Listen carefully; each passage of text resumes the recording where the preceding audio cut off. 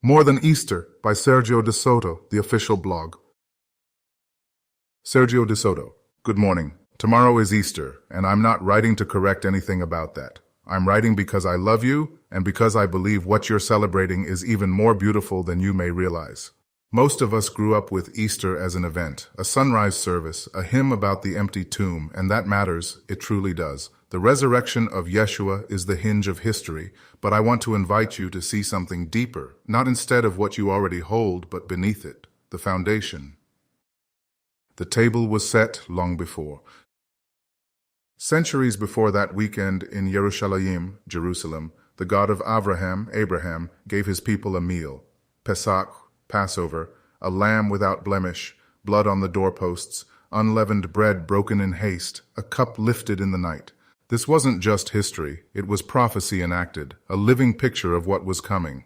When Yeshua, Jesus, sat with his Talmudim, disciples at that last Seder, Passover meal, he didn't invent something new.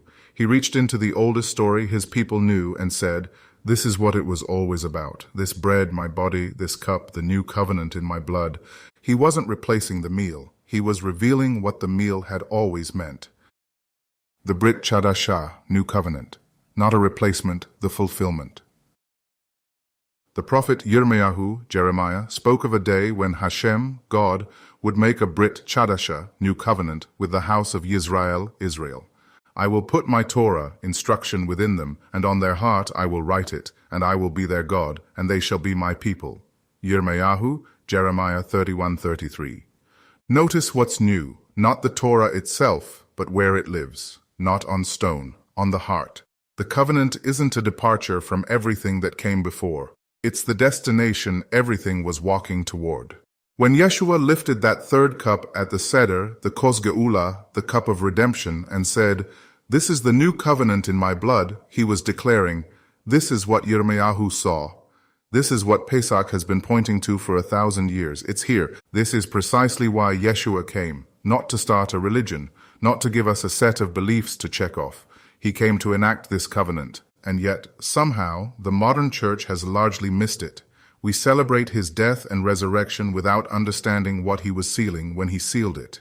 He came to write Torah on hearts. He came to bind God and his people together in a way that could never be undone. He came to restore human intimacy with himself. What I would love for you to see.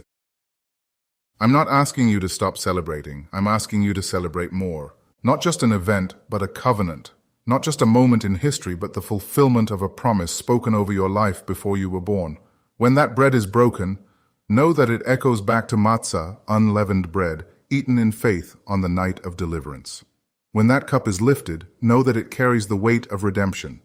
Not just from Mitzrayim, Egypt, but from everything that has ever held you captive. The resurrection isn't a standalone miracle. It is the seal on a covenant. It is Hashem, God, saying, "I keep my promises. Death could not hold what I covenanted to give you." A challenge for this weekend. Here's what I want to ask you, and I mean this as a friend, not a teacher. When was the last time you really thought about covenant? Not as a theological word, not as something you heard in a sermon once, but as the thing that holds your entire life together. We don't talk about covenant in the modern church, not really. We talk about relationship, we talk about faith, we talk about grace. But covenant, the binding, blood-sealed, I am not leaving kind of promise, that word has almost disappeared from our vocabulary, and I think that's why so much feels fragile. Think about your marriage. What holds it together on the hard days, the days when feelings are thin and the house is quiet in the wrong way? It's not romance. It's covenant. It's the decision that was made before witnesses, before God, that said, "I am binding myself to you and I will not walk away." That's not a contract. A contract protects you if things go wrong. A covenant says, "I will stay and make things right." Think about your children. Parenting is exhausting. There are seasons when you pour out and nothing seems to come back. But you don't leave. You don't quit. Why? Because something deeper than emotion holds you to them. That's covenant. The kind that says, "You are mine, and I am yours," and nothing will change that. Now think about Yeshua. He didn't offer us a transaction. He didn't say, "Believe the right things and I'll let you in." He sat at a table, broke bread, lifted a cup, and said, "This is a covenant in my blood for you, That is the language of permanence, of binding, of a God who chose you before you chose him and sealed it with his own life. This weekend, I'm challenging you. Dig into this. Read Yirmiyahu, Jeremiah 31. Read the Pesach, Passover, account in Shemot, Exodus 12. Read what Yeshua said at that table in Luke 22.